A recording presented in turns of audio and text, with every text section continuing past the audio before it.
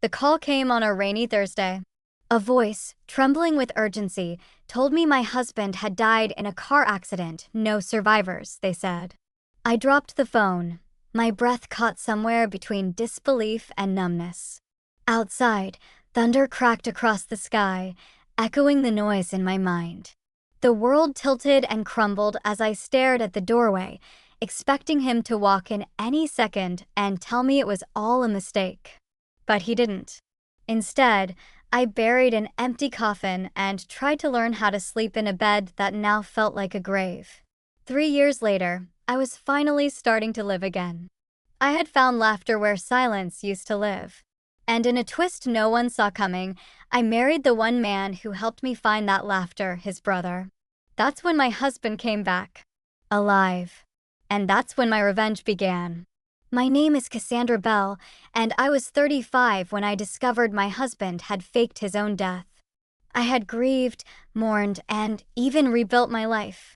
But nothing prepared me for the moment he returned, expecting to reclaim me like a possession he left behind. He had no idea that I wasn't the same woman he left. And he certainly didn't know I had married his brother. He thought he had planned the perfect escape, but I had spent 3 years learning how to make him regret every second of it. Before the funeral, before the lies unraveled like cheap thread, I believed in love the way some people believe in God, completely and without question. I met Colin Bell when I was 22. He was charming in the kind of way that made people stop mid-sentence. Tall, confident, with a smile that made even the sternest look soften. I was working as a nurse back then, grounded in routines and compassion, while Colin was already building his financial consulting firm. He made risks look like art. We married 2 years later. Our life was picture perfect from the outside: vacations to Italy, dinner parties with friends, a house that echoed with shared laughter. But beneath that surface, things shifted slowly. Colin became distant, then secretive. At first, I dismissed the late-night calls and sudden trips as just part of his work. I told myself he was under stress. Then came the arguments. Not loud, not dramatic, but cold and quiet, like water freezing slowly. He said I didn't support him, that I didn't understand his vision. And I just tried harder to please him. I cooked his favorite meals, dressed the way he liked, asked fewer questions. I didn't realize then that I was being erased, one compromise at a time. The only person who ever seemed to see me clearly during that time was Graham, Colin's younger brother. He worked in construction, ran a small contracting business, and didn't care for Colin's heirs. Where Colin was sharp and shiny, Graham was steady and warm. He had a way of asking how I was, and actually listening to the answer. But I was married, and even though cracks had started to form, I never imagined I would lose Colin completely. Until the day he died. The morning Colin died, I remember staring at my coffee as it went cold. He'd left for a supposed business trip the night before, his goodbye kiss rushed and indifferent. The news came around 9 a.m., a call from a man claiming to be a state trooper. There had been an accident. Colin's rental car had swerved off a mountain road in Oregon, hit a tree, and burst into flames. The body, they said, was too damaged for open viewing, but dental records confirmed it was him. The rest of the day passed in slow-motion horror. I called his family. I called Graham. I called the office. I watched my life drain into paperwork, police statements, and funeral arrangements. Colin's body was never transported home. They said it was unidentifiable and best to bury him there. I accepted that. What else could I do? The grief was strange. Numb. Like being underwater. I kept replaying his last days, trying to find meaning, trying to remember if he told me he loved me. I couldn't. But the guilt came easily. Had I been a good wife? Was I too critical? Did I drive him to work so hard, to travel so far, to die alone? Colin's parents were cold. His mother acted like I was a footnote in her son's life. His father barely spoke. Only Graham stood by me. He showed up every day, bringing groceries, helping with mail, listening when I couldn't speak and speaking when I had nothing to say. His kindness was like a bridge between sorrow and survival. I tried to go back to work a few months later, but I couldn't handle the weight of everyone's pity. So I stayed home, volunteering with the hospice where I used to work. Being around the dying gave me strange comfort. At least with them, the truth was certain. Colin's financial affairs were surprisingly simple. Too simple. His business had been sold 3 weeks before the crash. All joint accounts were closed, and a large amount of money had been transferred to a private investment firm I had never heard of. I questioned it once, just once, with the firm's number I found on an old receipt. But the man on the phone was cold, legalistic, and warned me not to go digging. "You received your share," he said. I dropped it. Years passed. I found ways to rebuild. Graham stayed in my life, always quiet, always respectful. On the 3rd anniversary of Colin's death, we had dinner at my house. 1 glass of wine turned into 2, and somehow a kiss. I should have pulled away, but I didn't. I fell in love the way you step into a warm bath after months of cold showers. Slowly, cautiously, and then all at once. We married in a quiet ceremony 6 months later. I didn't wear white. I didn't invite Colin's parents. I took Graham's last name and started dreaming again. And that's when it happened. I came home from the grocery store one evening to find a man sitting on my porch. A man who looked like he'd walked through the desert. Thinner, angrier, smiling like he owned the world. It was Colin. Alive. "I knew you'd move on," he said, standing. "But my brother? That's cold, Cass." My knees buckled. I dropped the bag, apples rolling across the steps. I couldn't speak. Couldn't breathe. He stepped closer. "You look good, by the way. I see you haven't changed a thing." I didn't let him in the house. I told him to leave. He didn't. He came back the next day. And the next. He didn't beg. He threatened. Said if I didn't give him what was his, he'd ruin everything I had left. That was the moment something inside me shifted. Because I realized then, he didn't fake his death out of desperation. He did it to escape. And now he thought he could walk back into my life and reclaim what he'd thrown away. He thought I was still the same woman who once cried over his casket. He had no idea who I had become. The first week after Colin returned, I barely slept. I kept every door locked, the security system armed, and a knife tucked into my nightstand. Not because I thought he'd hurt me, I didn't think he'd get his hands dirty, but because I didn't trust what he was capable of anymore. Graham was blindsided. Seeing his brother alive was like watching a ghost come back just to ruin the peace we had so delicately built. But Graham wasn't like Colin. He didn't scream or make scenes. He simply shut down. He started sleeping in the guest room. He told me he needed time to process.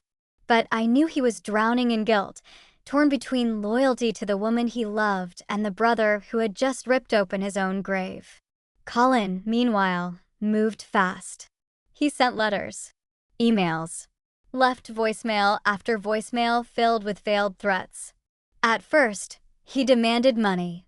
Then he demanded the house. He claimed it had always been his legally. "The deed never changed," he wrote. "And you never divorced me. So technically, you married my brother while still my wife." I took those messages to a lawyer. She confirmed the worst. I had never been declared a widow. The car fire had burned the evidence too well. It turned out the dental records were for someone else entirely. Colin had faked the ID. The body had never been officially released to me. The state had closed the file too fast. And I had never challenged it. On paper, I was still legally married to Colin, which meant my marriage to Graham wasn't valid. And Colin knew it. That night, I sat in my car outside a 24-hour diner and screamed into the steering wheel. Not from fear. From humiliation. I had been manipulated for nearly a decade. I had mourned a man who had, quite literally, been vacationing in South America. I had found his travel receipts in an old storage locker we once shared, fake names, real bank withdrawals, pictures of palm trees, and new girlfriends. Colin hadn't just abandoned me. He had rewritten the rules of my life, and now he wanted to walk back in and take credit for surviving it. I stopped crying. And I started planning. Colin escalated things once he realized I wasn't caving. He filed paperwork to reclaim the house. Claimed he'd been out of the country for medical treatment. Claimed identity theft. He even staged a press interview with a small-town blogger claiming he was a victim of bureaucratic error. The blog post went viral. People sympathized. A few women even messaged me, calling me a gold digger, accusing me of marrying the brother to keep the family money. Graham was destroyed. His name was dragged through the mud. Colin hinted he might sue for defamation. My own mother called and asked me if any of it was true. She didn't believe him, but the damage was already done. I became the scandal, not the victim. And worst of all, Colin showed up at the hospice center where I volunteered. He smiled like he belonged there. Like he was simply dropping by. He stood in the lobby, shaking hands with nurses and making jokes to the patients. "You really haven't changed a bit," he whispered when I tried to usher him out.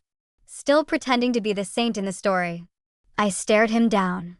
"You're not going to win." He tilted his head. "I already have. You just don't know the terms yet." That night, I started digging. Everything I could find on him. Every shell corporation, offshore account, false identity. I called in a favor from a former hospice client's son, a cybersecurity expert who owed me more than a thank you. Within days, I had Colin's trail mapped out like a war plan. But revenge needed more than evidence. It needed timing. And a little theater. I created a new identity, not fake, but enhanced. I became Cassandra Monroe, widow, consultant, and silent investor. Through a friend in real estate, I quietly purchased a small office complex Colin had been trying to acquire for months. It was his next big comeback project. He'd been trying to clean up his reputation by presenting himself as a local entrepreneur, starting a community arts center. It was all a lie, of course. The moment the deal was signed, he would have gutted the property and flipped it to developers. But the paperwork went through me first.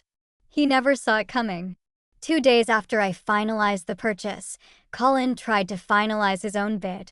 When he found out it had been sold, he exploded, screamed at his agent, fired half his staff, and made the mistake of confronting me in public.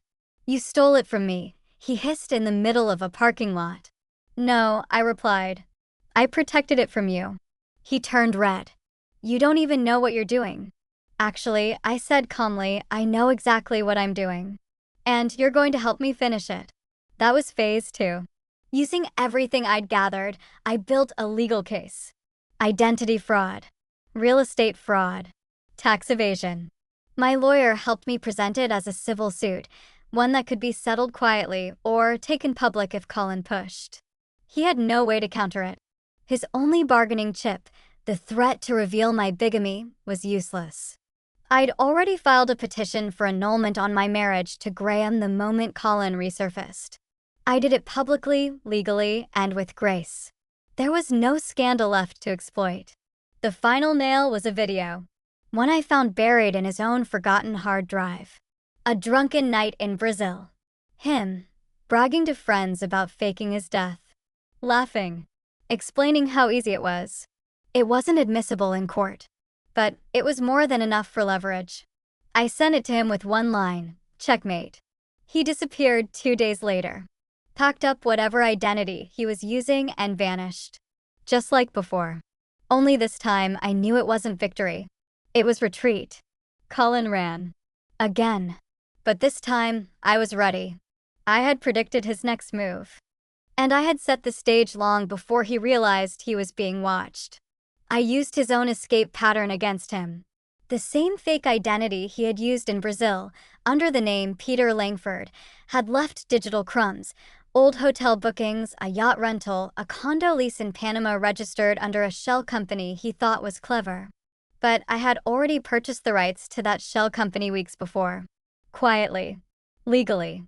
So when Colin landed in Panama, expecting to disappear into luxury and warm water again, he walked straight into a trap. The condo was locked. The staff didn't recognize his authority. And within 48 hours, the Panamanian tax authorities were alerted that a foreigner under investigation for fraud and identity theft had entered the country under a suspicious passport. He was detained, not because I pressed charges, but because I leaked the video of his death confession to a South American journalist covering passport fraud. The story caught attention, especially because of the real estate angle. Soon after, Interpol was looped in. And while all this was happening abroad, I was at home, sitting across from a probate court judge, laying out my documents with the quiet force of a woman who had been humiliated for far too long. I had everything. The deed to the house, the forged death records, the medical records proving his illness never existed. The divorce paperwork I had filed immediately after discovering the truth. The financial evidence showing the offshore accounts, all built with money siphoned from our joint savings. The judge didn't flinch. He ruled swiftly. My marriage to Colin was declared void due to fraud. The house, now legally protected under my name. Colin's remaining domestic assets were frozen. I had already transferred ownership of the office complex into a nonprofit trust under my name, a women's shelter. Every square inch of the property Colin wanted so badly was now a refuge for women escaping men like him. But that wasn't the revenge. The real revenge came when the press picked up the story. Not because I called them, but because I submitted an anonymous tip with the footage of Colin's Brazil confession, paired with the tax filings, the marriage voidance, and the silent footage of him berating an elderly nurse at the hospice center. He had painted himself as a victim, a grieving husband robbed of his identity. But now his face was plastered across every major channel as the man who faked his death to escape his wife and lost everything. There was no sympathy left for him. His accounts were drained, his properties seized. His name? Poison in every industry he once touched. And Graham? He stood beside me the entire time. When I told him about the annulment, he looked at me with nothing but understanding. "Do what you need to do," he said. "I'll be here." And he was. After the storm passed, we remarried. Quietly. In our backyard, under a tree I had planted the year I thought Colin died. The same tree that now bloomed brighter than it ever had before. Because this time, I wasn't mourning. I was reclaiming. He wrote about regret, about loss, about wanting a second chance, but never once did he mention the years I spent weeping in silence. His name was blacklisted in every circle that once welcomed him. I didn't reply. I still plant flowers in the garden Colin once ignored. Now, they grow wild and proud. Some stories are best left unanswered. I see a builder. A mother, a wife, a woman who chose truth over comfort. Sometimes I would tell them, "You're not alone." I thought I was too, but there's always a way forward. My answer was always the same. I missed the idea of who I thought he was, not the man he truly was. A year after the verdict, I received a letter from Colin. His name was blacklisted in every circle that once welcomed him. A year after the verdict, I received a letter from Colin. "Your story isn't over." Not yet. I see a builder, a mother, a wife, a woman who chose truth over comfort. When the news broke, I expected silence, but what followed was a deluge of emails and phone calls. Colin's old colleagues, the ones who used to toast his brilliance, now publicly distanced themselves. His name was blacklisted in every circle that once welcomed him. It wasn't just the financial consequences, it was the social collapse that followed like a shadow. Even his mother, who had once defended him blindly, reached out to me and said, "I'm sorry." I had no idea. The shelter opened its doors quietly, with no ribbon cutting or media fanfare, just a warm space for women to breathe safely. Sometimes I walked through the halls at night, listening to the hushed voices of women telling their stories, echoes of my own pain in every corner. I kept Graham at a respectful distance during that time, not because I didn't love him, but because I needed to learn how to stand alone again. Healing is not a straight road, and mine had plenty of sharp turns and detours. But each time I remembered the betrayal, I also remembered the strength it took to rise. The nonprofit began to grow, slowly attracting grants and volunteers, women like me, who had carried secrets too heavy for years. They didn't know my full story, only what I chose to share. Graham waited patiently through it all, never pushing, just offering his steady presence when I needed it most. We married again under a sky full of soft golden light, surrounded by people who had seen the worst and still stood by me. I didn't wear white, I wore deep red. I wanted to look like the woman who survived the fire and walked out glowing. In the years that followed, people asked me if I ever missed Colin. My answer was always the same. I missed the idea of who I thought he was, not the man he truly was. Betrayal doesn't just break your heart, it reshapes your view of the world. But sometimes, when you rebuild from the rubble, you discover strength that surprises even you. Now, when I look in the mirror, I don't see a victim or even a survivor. I see a builder, a mother, a wife, a woman who chose truth over comfort. Colin's trial in Panama led to charges beyond our borders: fraud, identity theft, and tax evasion. He served time, eventually released into a world that no longer had space for his lies. They say karma doesn't always show up on time, but I learned that it always shows up. And when it does, you don't need to cheer or gloat. You just breathe and move on. My story is not about revenge for the sake of revenge. It's about balance, about justice, about finally being seen, heard, and believed. Every petal in my garden is a promise to myself. I will never shrink again for someone else's comfort. And if you're listening, if you've been lied to, diminished, or left behind, know this. Your story isn't over. Not yet.